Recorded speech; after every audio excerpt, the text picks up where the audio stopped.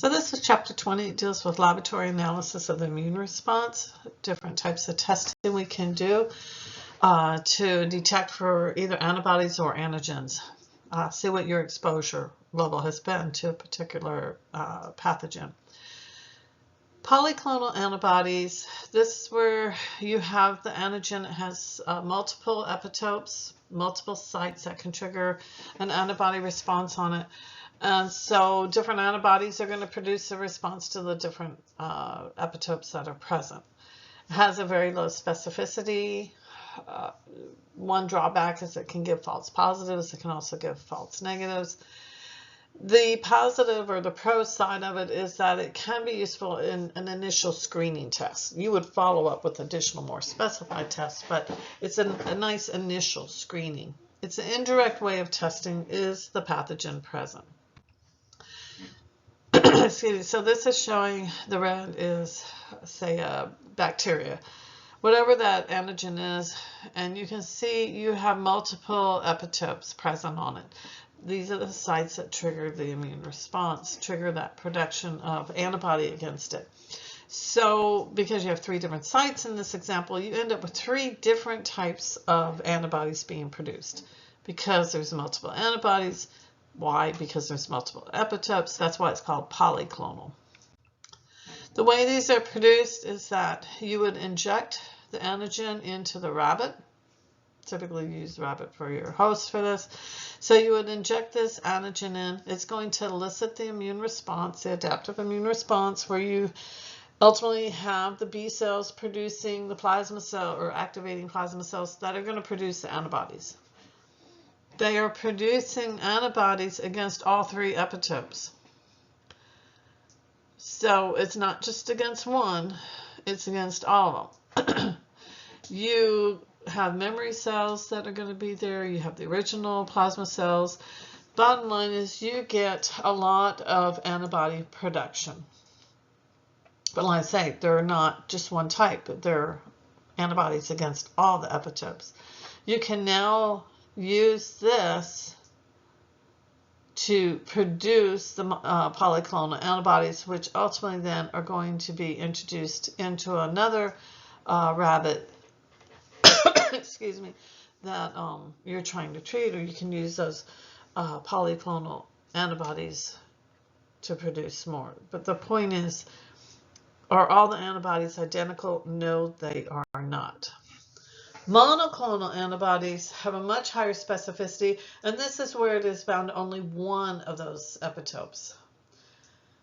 Monoclonal antibodies have been used for a lot of different things. One of the focuses now is, can we use it to treat cancer?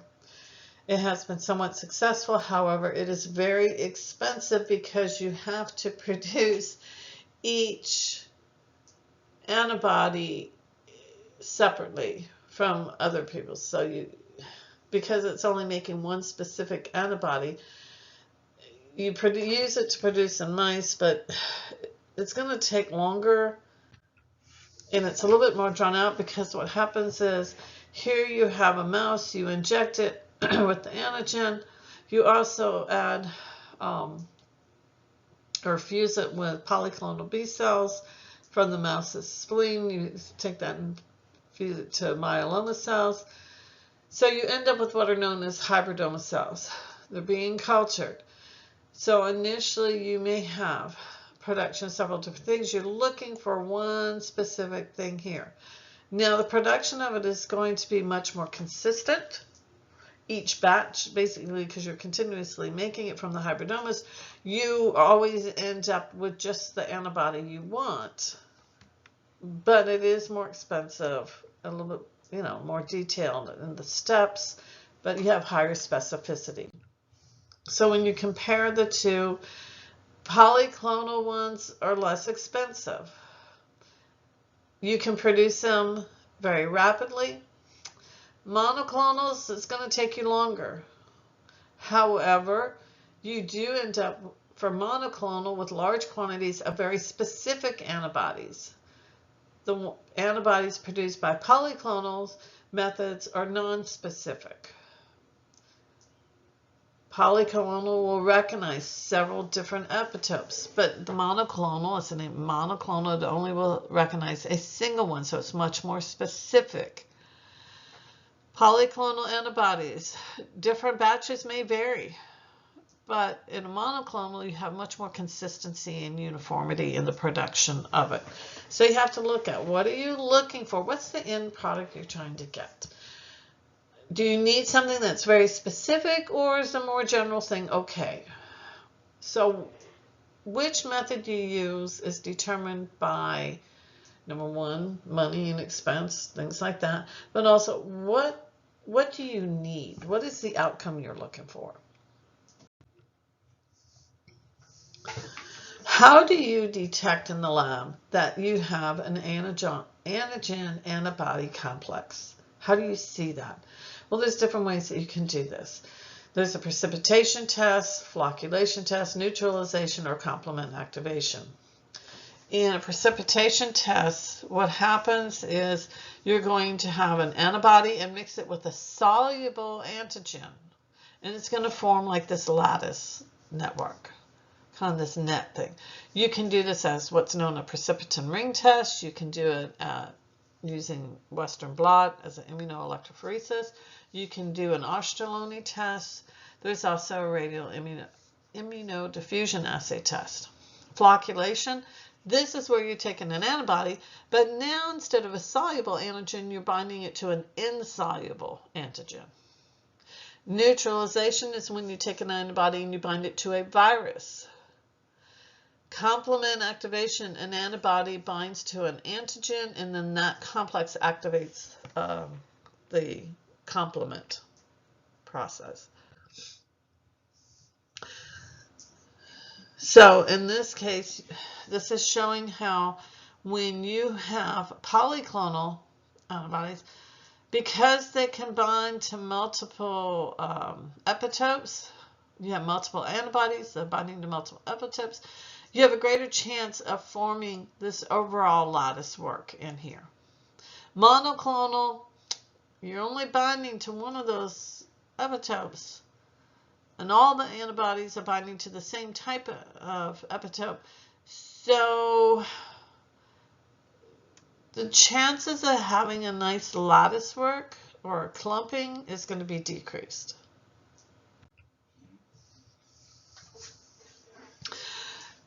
When you take an antigen, you have a certain amount of antigen.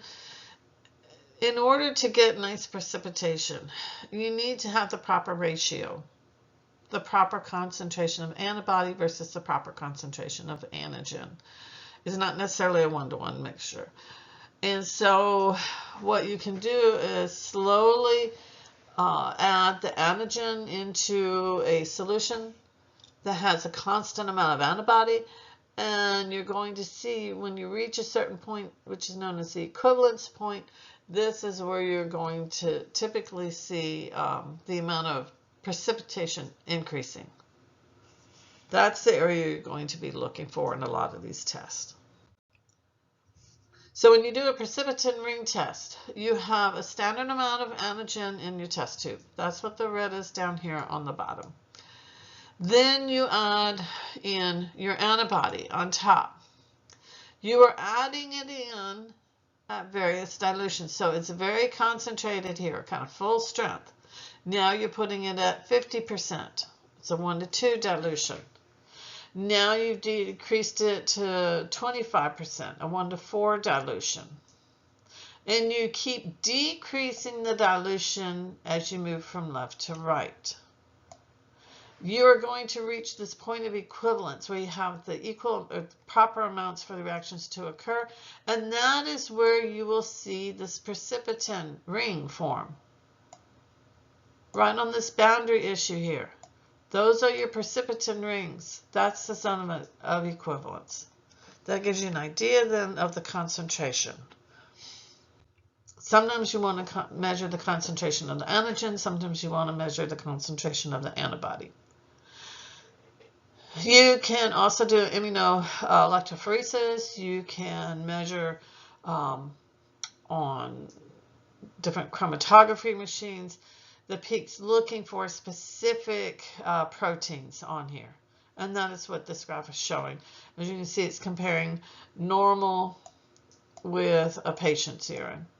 You're looking and comparing these precipitation rings where you've got the darker those, that's where you've got the precipitation occurring, like right here, where you have equal amounts of antigen versus antibody. This is another example of electrophoresis patterns where you've taken your proteins, you've run them through electrophoresis, and then you have stained them so that you can see it. And what they're looking for here, you can see the bands, the healthy individual, and then someone with myeloma have these extra bands right here along the top.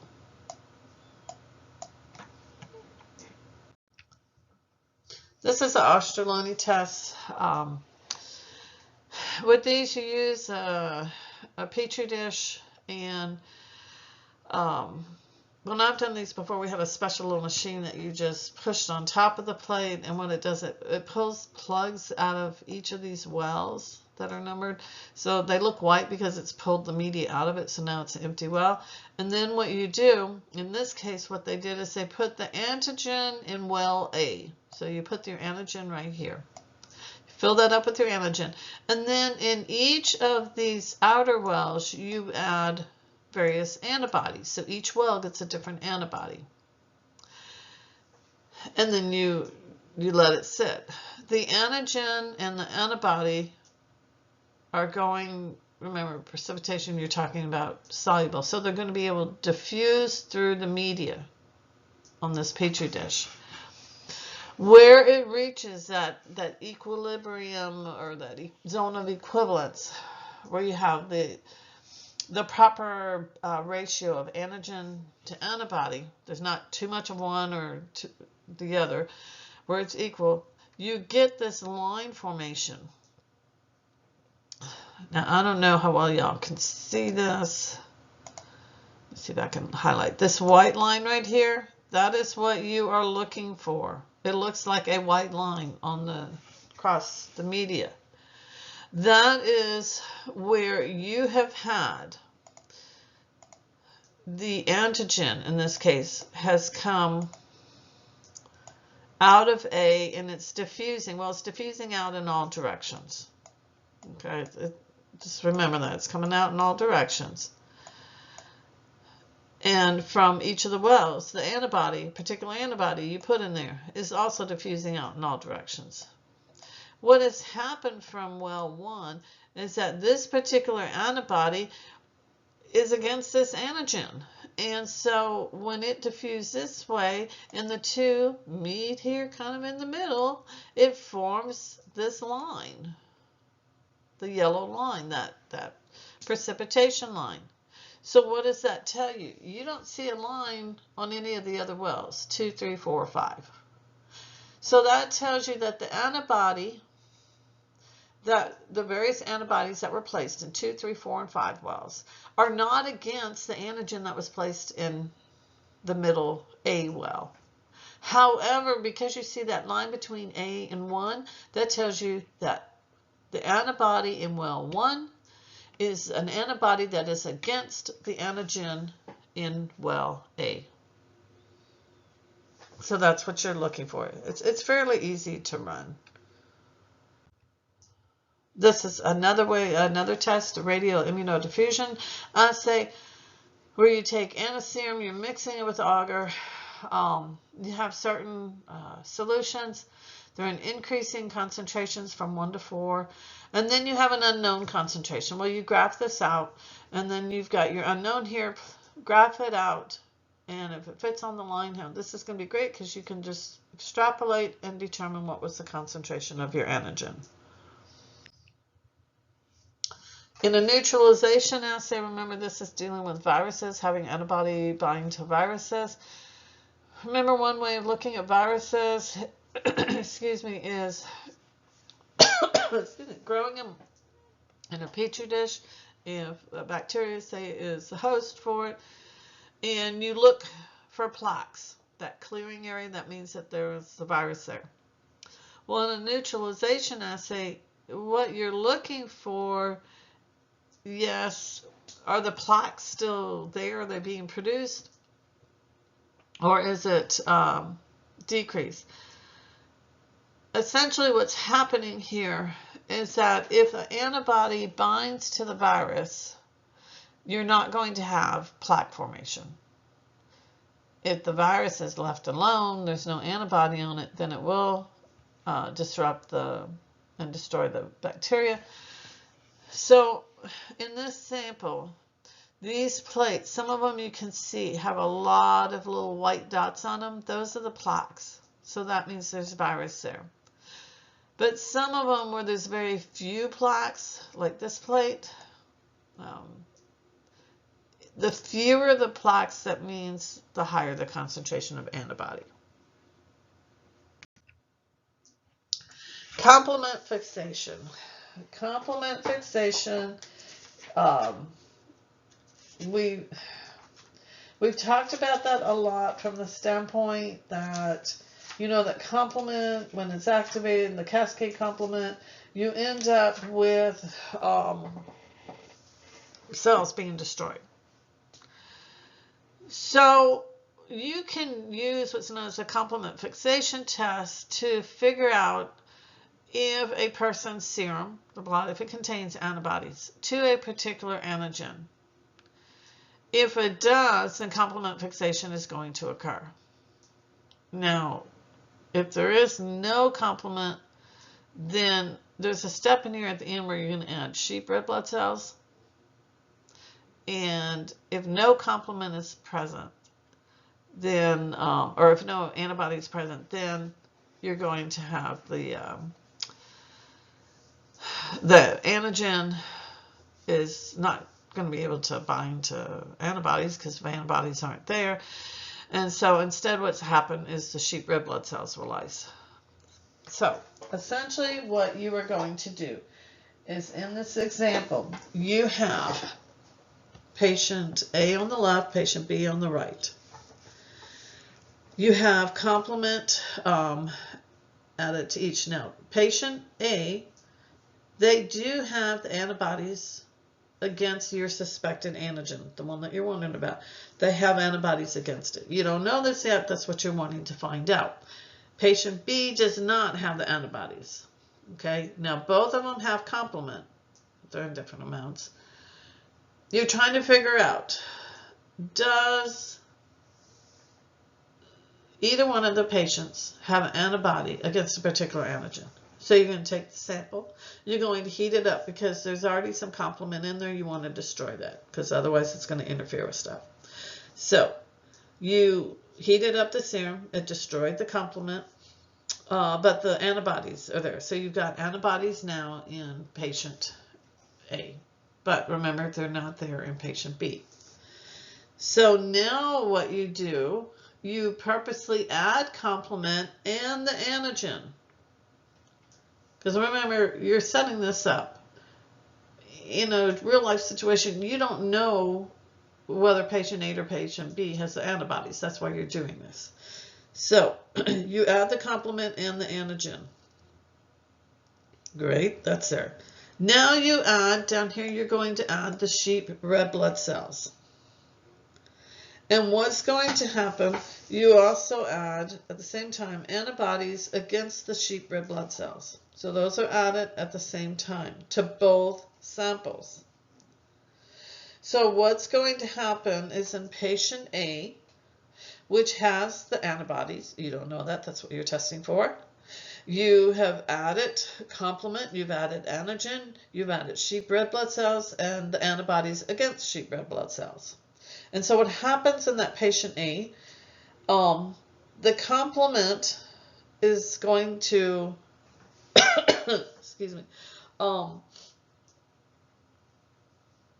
be already fixed because what happened back before you added the red blood cells, so right up here, what's happened here with patient A, the antibodies were already there. You added the antigen and complement fixation occurred because the antigen and antibody bound to each other. This did not happen in patient B. So what happens down here in the last step after you added the red blood cells, the complement is already fixed. It's already attached to the antibody-antigen complex, so it can't do anything to the red blood cells. So what happens is the antibodies against the red blood cells are going to bind to them, but they're going to just settle down at the bottom. They're going to precipitate out. But the cells aren't lysed or anything. They don't get disrupted in any way because complement is tied up with the antibody antigen for the original thing you're looking for. Now, in patient B that does not have the antibody that you're wondering about, you don't know that yet, once again in this step here, when you added the complement and the antigen, there was no antibody for the antigen to bind to. So you still have all those antigens just kind of floating around. Well, there's nothing to bind to, so I guess I'm just floating around. There's nothing for the complement to bind to because it binds to the complex of antigen antibody, but there's no antibody. So there's no antibody antigen complex for a complement to bind to. So both of those things are still floating around. Now you add the sheep red blood cells, like we said here, and antibodies against the sheep red blood cells. So now what happens on the bottom step over here for patient B is that the antibodies against the sheep red blood cells are going to bind to the red blood cells.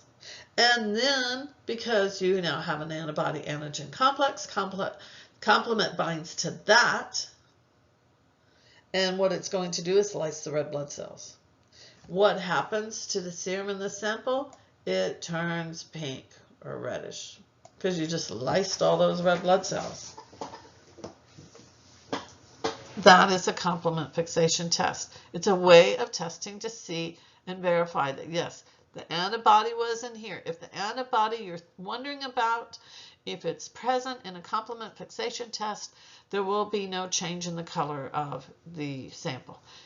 If the antibody is not there, it's going to turn red. The red blood cells will lyse. Agglutination assays. These will use typically microtiter plates. Microtiter plates, typically the ones people use, have 96 wells, so you can test for a lot of different things at one time, and you only need a very small, minute amount of sample to use it. So it's very effective. You can either test for antibodies or antigens. You can go either way.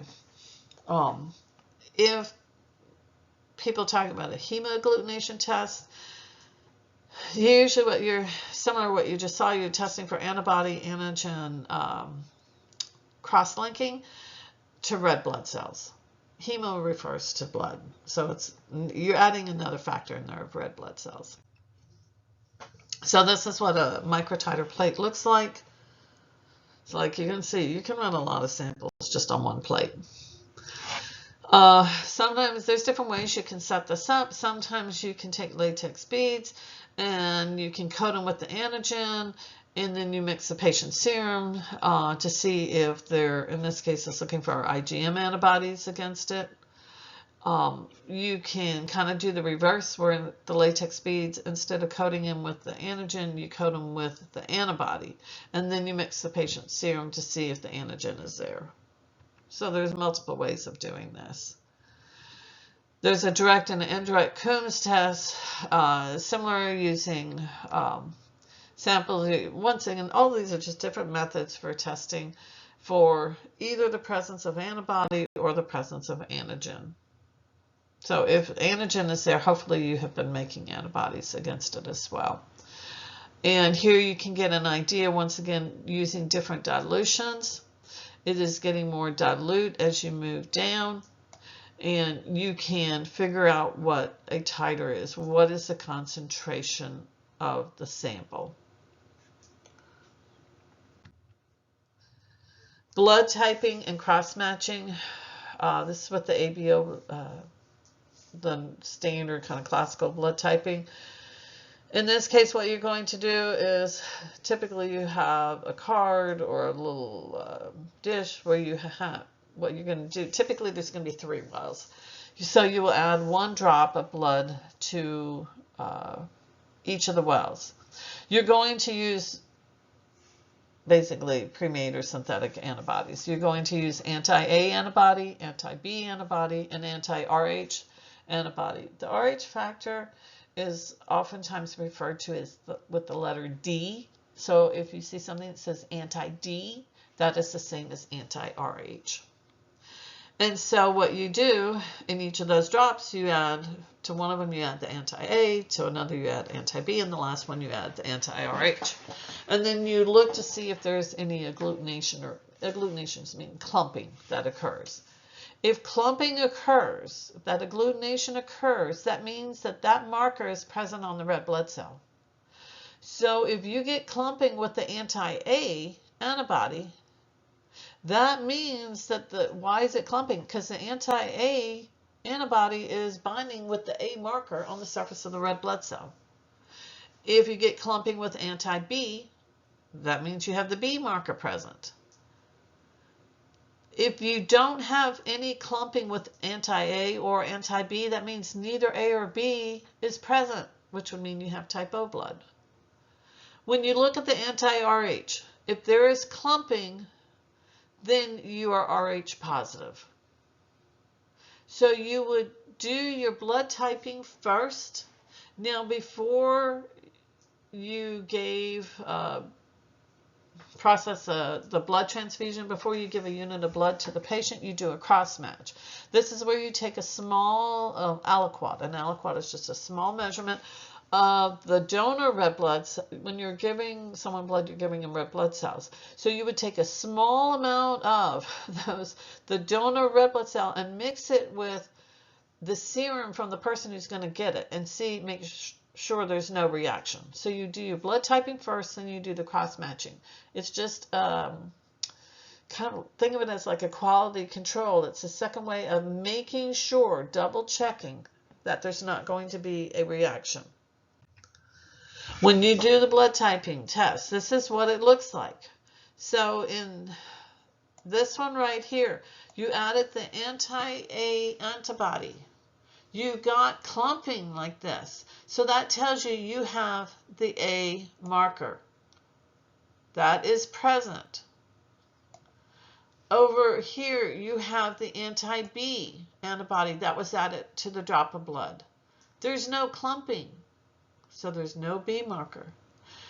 Over here with the anti-RH, as you can see, there is clumping. So that means you do have the RH factor. And so this individual, the positive refers to the RH. So you would say this person's blood type is A positive.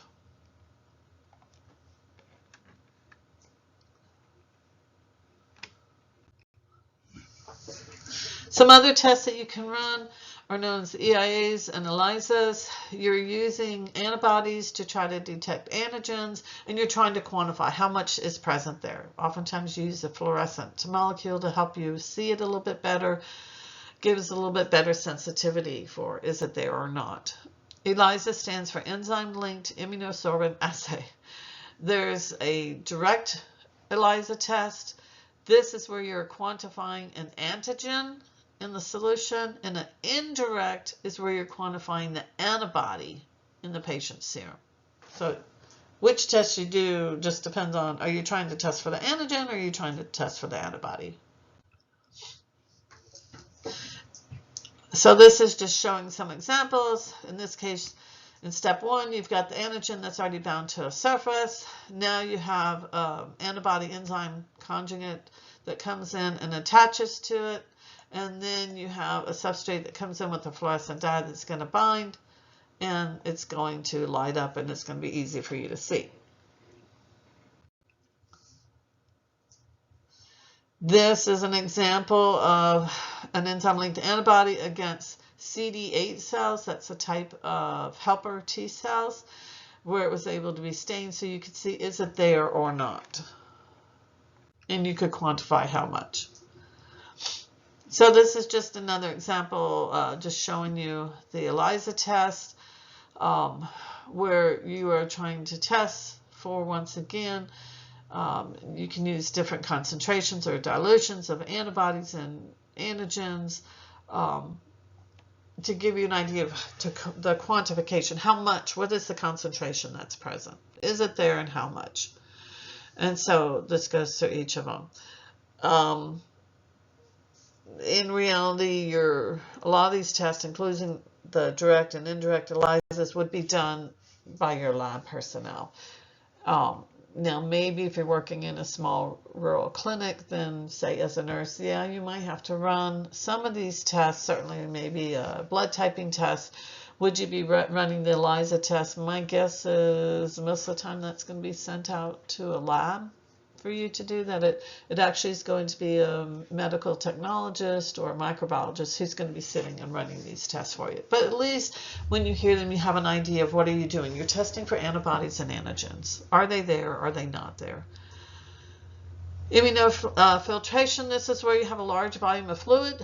You're going to pass that fluid through a porous membrane.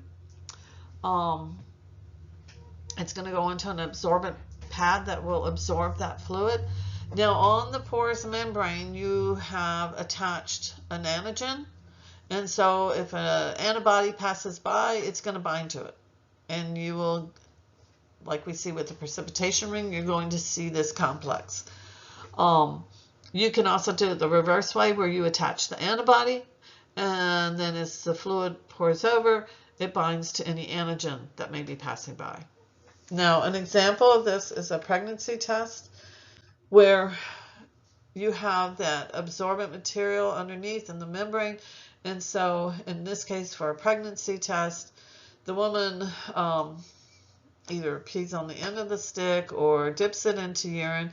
As the urine is flowing past here, you have a control line, and then over here is your test line. It's testing for a pregnancy test. It's looking for there are certain hormones that are produced only when a woman is pregnant, and that's what it's looking for. And so as the fluid passes over, it will bind, and you get the formation where you can see this visible line. So 2 lines, yes, you're pregnant. A similar thing is done like for the COVID testing, which I'm sure everybody remembers and fully loves.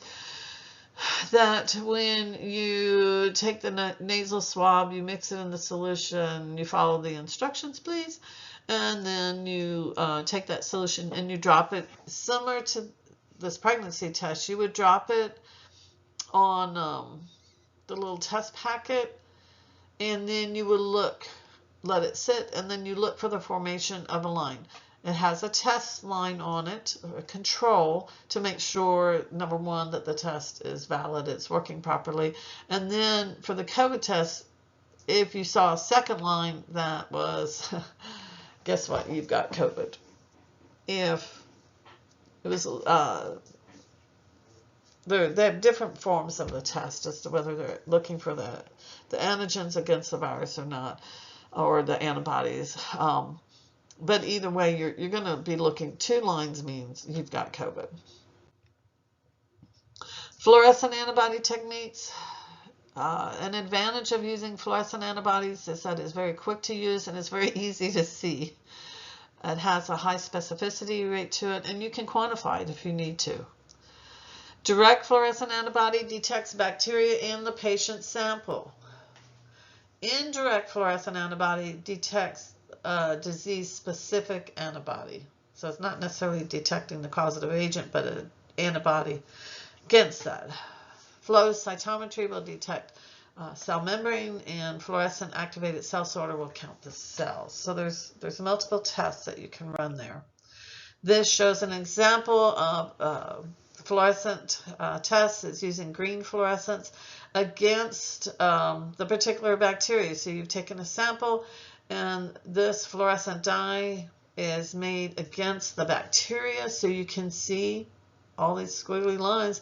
Those are, in this case, it's a bacteria, Legionella.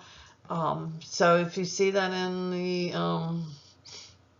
the patient sample, well, This one, they took a smear from a respiratory tract. Legionella does infect the respiratory tract. And you need to start some treatments for this patient because, yes, they're sick. But you can see how it fluoresces. It's very easy to see.